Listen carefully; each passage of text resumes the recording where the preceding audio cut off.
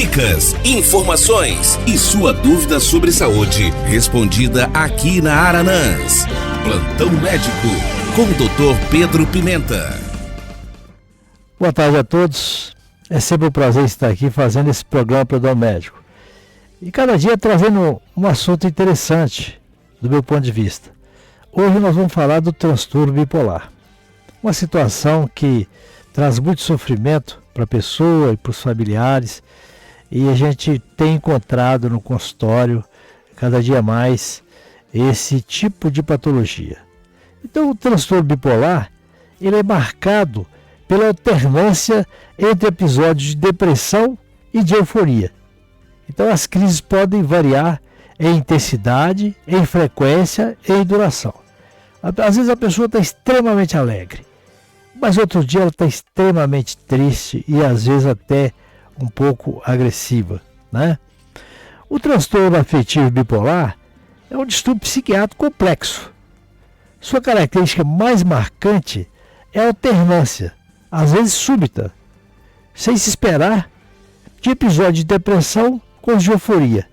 Então a pessoa tem, de repente está muito bem, por exemplo, falando de riqueza, falando de beleza, falando de tudo, que ela é tudo de bom, e depois entra numa profunda depressão e a situação fica muito difícil. É o que a gente chama de mania, né? Tem os períodos maníacos. E algum tempo passa sem nada, fica bom, né?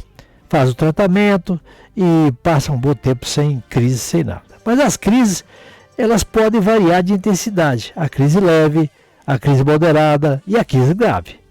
E pode variar de frequência, muito frequente às vezes, e de duração.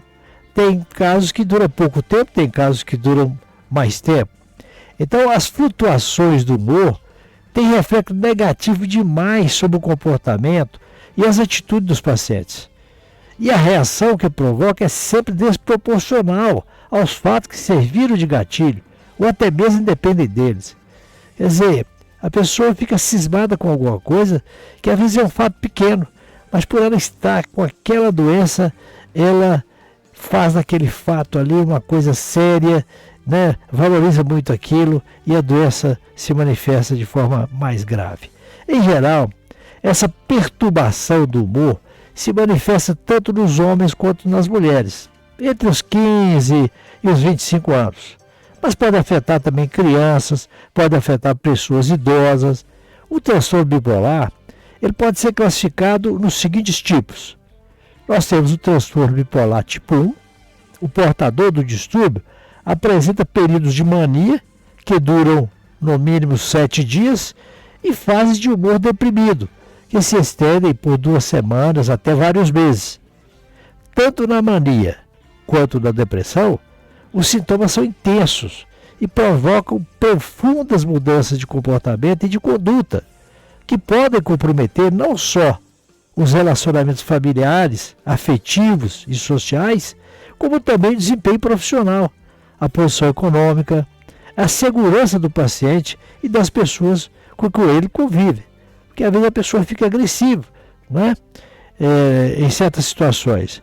O quadro pode ser grave, a ponto de exigir internação hospitalar, por causa do risco aumentado de suicídio e da incidência de complicações psiquiátricas dessas pessoas. Então esse é o transtorno bipolar tipo 1. Nós temos o transtorno bipolar tipo 2. Há uma alternância de episódios de depressão e os de hipomania.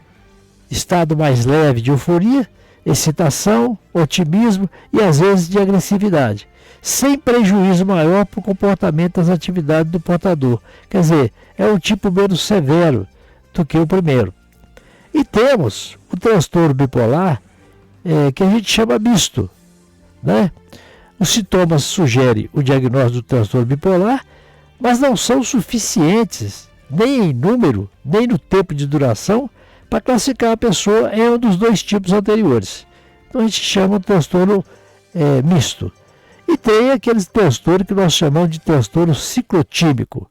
É o quadro mais leve do transtorno bipolar, marcado por oscilações crônicas do humor, que podem ocorrer até mesmo no mesmo dia, dentro de um dia. O paciente alterna sintomas de hipomania e de depressão leve, que muitas vezes são entendidos como próprios de um temperamento instável e irresponsável. Quer dizer, a gente não chega a classificar aquilo como um transtorno bipolar, mas é a sintomatologia mais leve.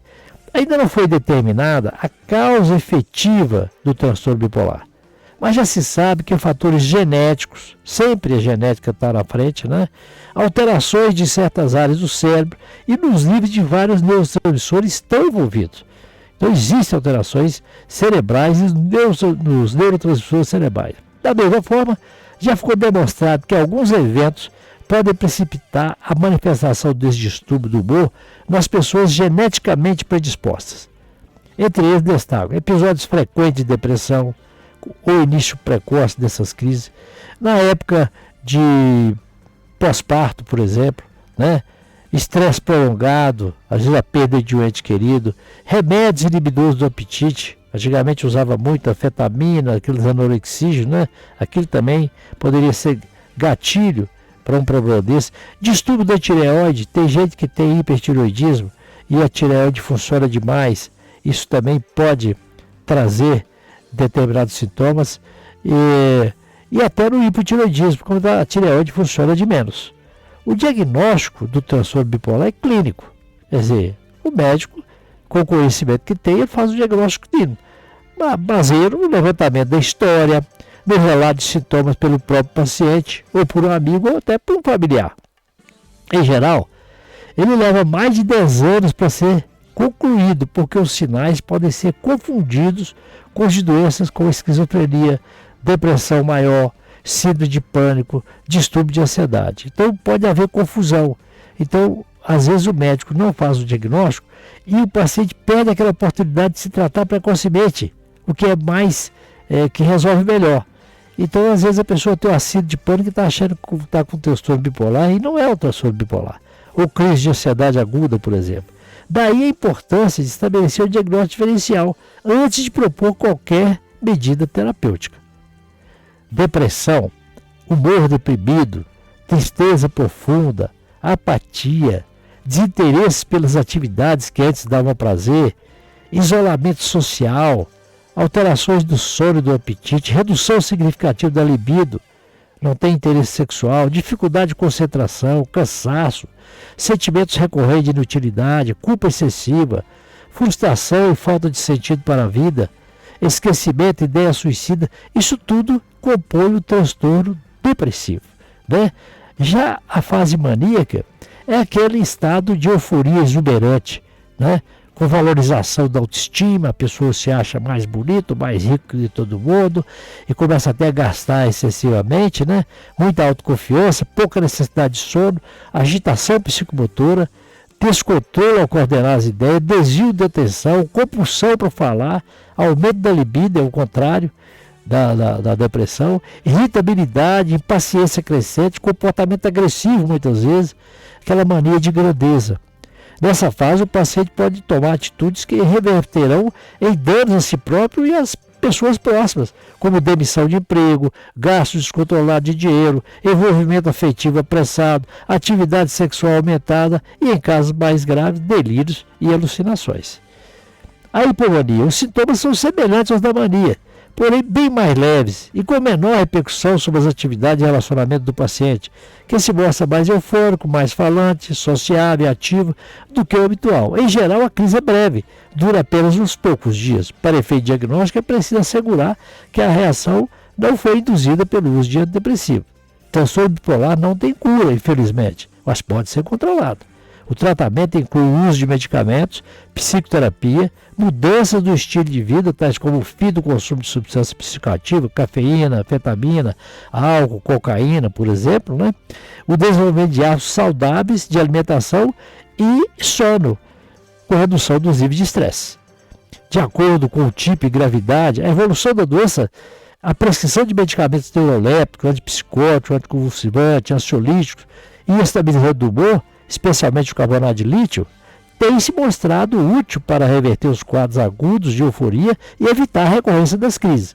A associação de lítio com antidepressivo e anticonvulsivante tem demonstrado maior eficácia para prevenir as recaídas. No entanto, os antidepressivos devem ser utilizados com cuidado, porque podem provocar uma guinada rápida da depressão por euforia ou acelerar a incidência das crises. A psicoterapia é outro recurso importante no tratamento da bipolaridade, uma vez que oferece suporte para o paciente superar as dificuldades impostas pela característica da doença, ajuda a prevenir a recorrência das crises e, especialmente, promove a adesão ao tratamento medicamentoso, que, como ocorre na maioria das doenças crônicas, deve ser mantido por toda a vida. Então, bipolaridade tem tratamento, tem que começar cedo, diagnóstico preciso e com especialista da área, principalmente na área de psiquiatria. Era isso que eu tinha para falar sobre transtorno bipolar. Muito boa tarde e até a próxima oportunidade. Plantão Médico. Participe enviando sua pergunta sobre saúde através do nosso WhatsApp 33991293000.